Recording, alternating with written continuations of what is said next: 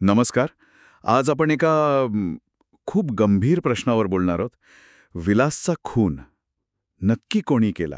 हो, आपल्याकडे जे कोर्टातले संवाद आहेत बरोबर. त्यात वकील अर्जुन सुभेदार हे प्रिया मधुकर यांच्यावर थेट आरोप करत आहेत. अगदी. आणि हे खूपच धक्कादायक आहे नाही का? निश्चितच. तर आज आपण बघूया की प्रिया विरुद्ध हा युक्तिवाद काय आहे, त्याचा आधार काय दिला जातोय आणि त्या रात्री काय घडलं, म्हणजे सोर्स डॉक्युमेंटनुसार काय क्रम सांगितलाय घटनांचा. सुरुवातच एकदम म्हणजे काय म्हणतात त्याला, नाट्यमय आहे. वकील सुभेदार स्पष्ट म्हणतायत की विलासचा खून साक्षी शिखरेने नाही केलाय, नाही तर प्रिया मधुकरने केलाय. हा खूप मोठा खुलासा आहे, कारण आतापर्यंत सगळा संशय तर साक्षीवर होता. बरोबर. आणि मग प्रश्न येतो की हा आरोप का? तर सुभेदार म्हणतात की यामागे प्रियाचा हेतू होता पैशाचा लोभ. अच्छा. हो, आपल्या सोर्समध्ये मधुकर पाटील यांची साक्षी आहे ना, त्यात ते सांगतात की इतरांचा विरोध होता, पण प्रियाला काही करून आश्रम विकायचा होता, कारण तिला त्यातून खूप पैसे मिळणार होते. ती त्याला सोन्याची खाण म्हणायची असंही त्यात म्हटलंय. अरे बापरे. इतकंच नाही, तिने साक्षीकडून पैसे घेतले होते म्हणे, ते पण परत केले नव्हते. हा पण एक अँगल आहे. म्हणजे पैशांचा मुद्दा खूप मोठा आहे असं दिसतंय. मग त्या रात्रीच्या घटना त्याबद्दल काय सांगतात वकील? बरं, सुभेदार एक पूर्ण घटनाक्रम मांडतात कोर्टात. त्यांचं म्हणणं असं आहे की सगळेजण सिनेमाला गेले. हो, गेले होते. तेव्हा प्रियाने काय केलं, पोटदुखीचं नाटक केलं म्हणे, आणि ती आश्रमात परत आली. एकटी? नाही, विलास तिच्या सोबत आला आणि मग आश्रमात परत आल्यावर पैशांवरून त्या दोघांमध्ये भांडण झालं, जोरदार भांडण. आणि मग म्हणजे फक्त त्या दोघांमध्येच?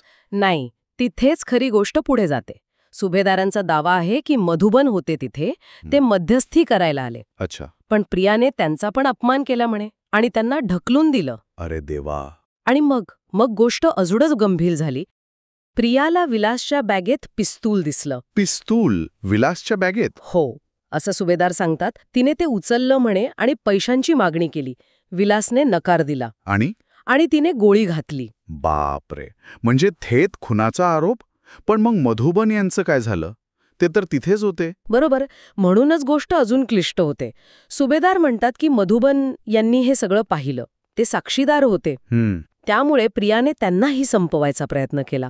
आधी पिस्तूल रोखलं, पण त्यात दुसरी गोळीच नव्हती म्हणे. अच्छा.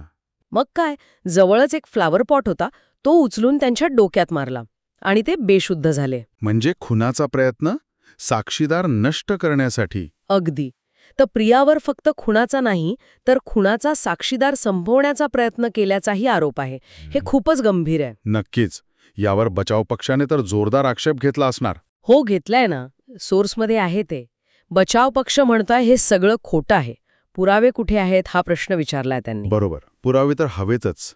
त्यांचं म्हणणं आहे की हे सगळं एक नाटक आहे, रचलेली कहाणी आहे. आणि त्यांनी एक मुद्दा पण काढलाय. कोणता? की जर साक्षी प्रियावर इतकी रागावलेली होती, तर तिने सिनेमाची तिकीटं काढताना प्रियासकट सगळ्यांची का काढली, हा पण एक प्रश्न आहे. हा विचार करण्यासारखा मुद्दा आहे. म्हणजे आता सगळा खेळ पुराव्यांचा आहे. अगदी. कोर्टात कहाण्या नाही चालत, पुरावे लागतात.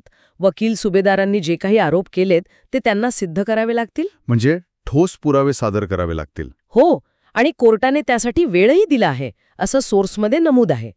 त्यामुळे आता पुढे काय होतं, कोणते पुरावे येतात, हे बघणं महत्वाचं ठरेल.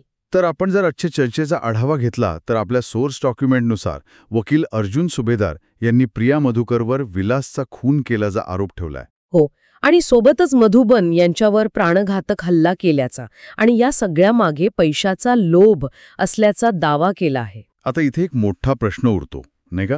म्हणजे कोर्टात जेव्हा अशा परस्पर विरोधी जबाने असतात, वकिलांनी एक कहाणी तयार केलेली असते, पण दुसरी बाजू ठोस भौतिक पुरावे मागते, तेव्हा नेमकं काय होतं? म्हणजे कहाणी कितीही पटण्यासारखी असली तरी पुराव्यांचं वजन किती निर्णायक ठरतं? हाच खरा मुद्दा आहे. या केसमध्ये पुढे काय होतं हे पाहणं खरंच महत्वाचं ठरेल. कहाणी विरुद्ध पुरावे यात कोण जिंकतं हे आपल्याला पुढच्या अपडेट्समधूनच कळेल.